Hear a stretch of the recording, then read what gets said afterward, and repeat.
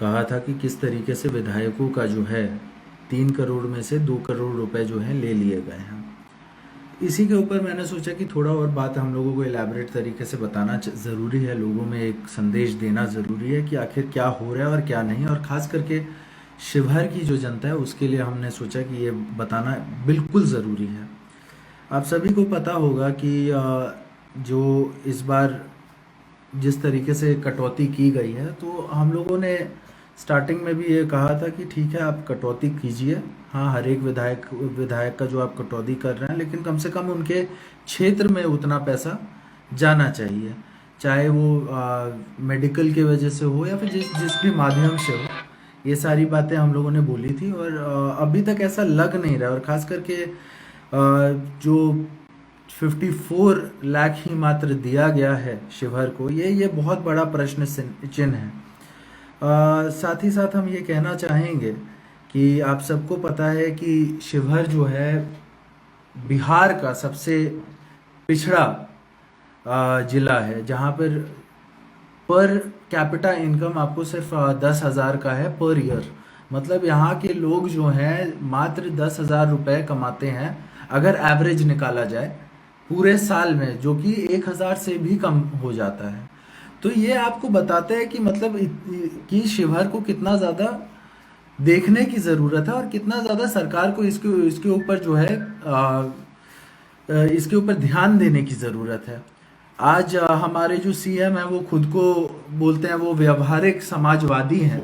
तो अगर आप व्यवहारिक समाजवादी हैं तो मैं ये पूछना चाहूँगा सीएम साहब से, सीएम महोदय से, कि आखिर आपके हरनौत एरिया में, आपके क्या कहते हैं राजगीर एरिया में, नालंदा में, उधर क्रिस्टल पुल बन जाता है, वो भी कोरोना के टाइम क्रिस्टल पुल बना दिया जाता है कोरोना के टाइम, और यहाँ पर शिवहर के ऊपर कोई विशेष जो है ध्यान सरकार का जा ही नहीं रहा है, और ऐसा लगता है कि मानो शिवहर से किसी चीज़ का बदला लिया जा रहा है। आप सबको पता है कि शिवहर के जो 2 सीट इस बार निकले हैं, चाहे हमारा हो या संजय गुप्ता जी जो बेलसंड के विधायक बने हैं, तो एक जिला में मात्र 2 सीट हैं, वो भी 4 प्रखंड हमारे में आता है और 1 प्रखंड जो है संजय जी के उसमें चला जाता है। तो एक कहीं ना कहीं ऐसा लग रहा है कि सरकार शिवहर की जनता के ऊपर ध्यान देना नहीं चाह रही है, चाहे उसके ऊपर पर्सनल हो या फिर कुछ भी बात हो, और जो कि बहुत ही ज़्यादा इनका जो कहना है कि हम वादी हैं और ये जो व्यवहारिक समाजवादी की बात करते हैं, तो ये इनके व्यवहार के ऊपर एक बहुत बड़ा प्रश्न चिन्ह है कि आखिर आपका व्यवहार शिवहर जो सबसे पिछड़ा जिला है पूरे बिहार का, और बिहार जो पूरे भारत का पिछड़ा राज्य है, तो उसमें आप देख सकते हैं कि सबसे गरीब अगर जिला अगर आप देखिएगा तो वो शिवहर है पूरे भारत में, और उसके ऊपर सरकार का कोई ध्यान नहीं, और मात्र 54 लाख रुपए, जबकि अगर संजय जी का 2 करोड़ जो कटा और हमारा जो 2 करोड़ कटा, ये मिला करके 4 करोड़ होते हैं। 4 करोड़ शिवहर के हक का छीन करके मात्र 54 लाख रुपए देना, ये कहाँ से उचित है, ये मैं पूछना चाहूंगा।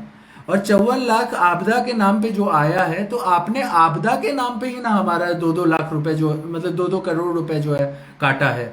तो अगर 2-2 करोड़ रुपए आपदा के नाम पे कटता है तो शिवहर को 4 करोड़ रुपए आपदा के नाम पे मिलने चाहिए। और ये जो है हम पूरा लेखा जोखा मांगेंगे नीतीश जी से, ताकि दूध का दूध और पानी का पानी हो, कि नालंदा को कितना पैसा दिया गया है, आपदा के नाम पे नालंदा को कितना पैसा दिया गया है, अन्य जिलाओं को कितना पैसा दिया गया है, और ऐसे में शिवहर को इतना कम पैसा क्यों दिया गया है। ये बहुत ज़्यादा मतलब नाइंसाफ़ी है, बहुत आहत करने वाली बात है। और साथ ही साथ हम कहना चाहेंगे, अभी हम आंकड़े देख रहे थे, आप सब लोगों को पता होगा कि किस तरीके से जो है पूरे भारत में आज ये जो है वैक्सीन, इसका शॉर्टेज पड़ गया है। ये वैक्सीन का शॉर्टेज आखिर क्यों पड़ा, ये मैं पूछना चाहूँगा सरकार से। क्या बात हो गई कि आपके पास जो है वैक्सीन इतना कम हो गया, और जबकि आपने वैक्सीन इतना सारा बनाया था, और इतना बनाया, इतना कुछ आपने किया कि ब्राज़ील को लगभग आपने 10 लाख वैक्सीन दे दिया, यूके को जो है 40 लाख वैक्सीन पहुंचाए गए, सब जगह वैक्सीन, पूरे दुनिया में भारत का वैक्सीन गया, लेकिन भारतवासियों के पास आज वैक्सीन नहीं है। इसके लिए जिम्मेवार कौन है? ये सोचने वाली बात है। मैं तो ये भी कहना चाहूंगा कि ऑक्सीजन की शॉर्टेज की वजह से जो लोग मारे गए, हाँ, आज के डेट में पिछले आप अगर फाइनेंशियल ईयर की बात करें तो उसमें, और ये जो अभी नया फाइनेंशियल ईयर है 2021 का जो फाइनेंशियल ईयर था, उसमें लगभग 700% से जो है ऑक्सीजन को सप्लाई किया गया, एक्सपोर्ट किया गया, जिसके वजह से ऑक्सीजन भारत में कम हो गया। तो आखिर ऐसा कैसे और क्यों? भारत के का ऑक्सीजन बाहर चले जाता है लेकिन भारतवासियों को नहीं मिलता है। इससे ज्यादा दुर्भाग्य की बात क्या होगी?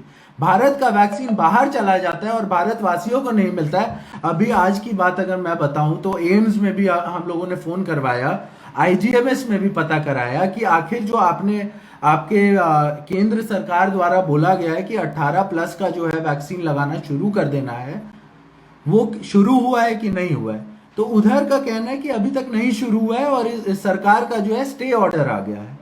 और ये पूछने पे कि आखिर कब शुरू होगा, तो इन लोगों का कहना था कि वो तो सरकार ही बता पाएगी। भाई शुरू कैसे होगा? सबसे बड़ी बात तो यह है कि जो आपने वैक्सीन भारत का था, लगभग 6 करोड़ वैक्सीन भारत ने एक्सपोर्ट कर दिया। अमेरिका से हम लोगों को कुछ सीख लेना चाहिए कि अमेरिका ने भी अपने जो है वैक्सीन को बचा करके रखा। आज के डेट में अमेरिका के पास इतना वैक्सीन है कि उधर का सिटीजन, उधर के लोग 3-3 बार वैक्सीन ले सकते हैं। लेकिन भारत में आज वैक्सीन की स्थिति ऐसी है कि सबसे ज्यादा वैक्सीन बनाया हम लोगों ने, लेकिन सारा वैक्सीन जो है बाहर करवा दिया गया, बाहर दूसरे देशों में दे दिया गया।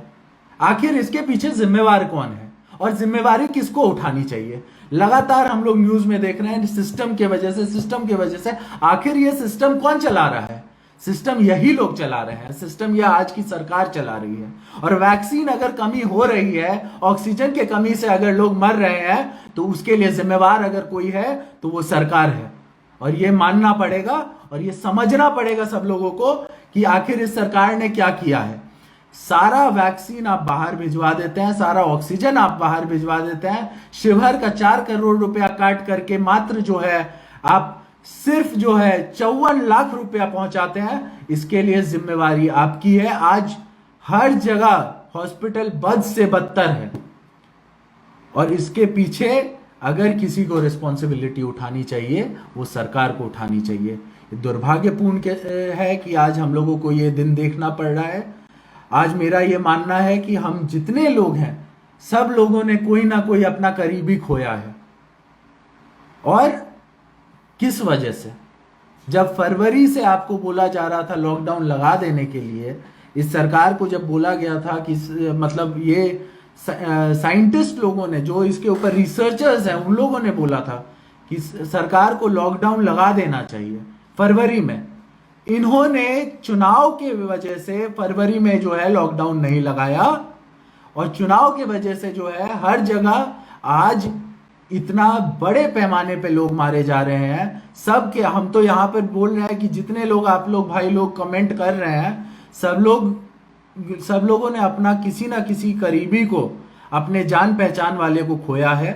और उसके पीछे अगर कोई जिम्मेवार है तो वो नीतीश सरकार है। वो आपको जो आज केंद्र की सरकार है, ये दोनों सरकार मिलकर के जो है जिम्मेवारी इन दोनों को उठानी चाहिए और जनता के सामने आकर के अपना ये जो है माफी मांगनी चाहिए।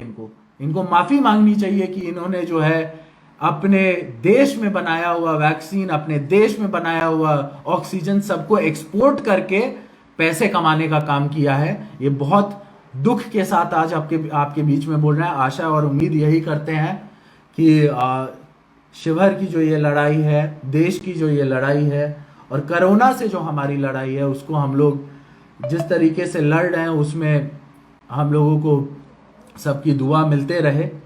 हाँ, और जितने भी लोग हैं सब लोग अपने घर पे रहिए, मास्क पहनिए। हाँ, रूम से बाहर मत निकलिए, घर से बाहर मत निकलिए। सब लोग अपने घर पे बिल्कुल अपना अपना ख्याल रखिए, अपने परिवार वालों का ख्याल रखिए और टेस्टिंग और वैक्सीन जैसे ही मिलता है उसको जो है आपको लेने का काम करना चाहिए। जल्द से जल्द उस वैक्सीन को आप लोग लीजिए। हाँ, और ये जो दिखावटी बातें हैं जो आज हो रही हैं उसके ऊपर से पर्दाफाश आप ही लोग करिएगा। हाँ, हम लोग तो बात कह सकते हैं, लेकिन असली बात जो है, असली समझदारी जो है वो जनता को दिखानी पड़ेगी। बस इतना ही हम कहेंगे। जय हिंद, जय भारत।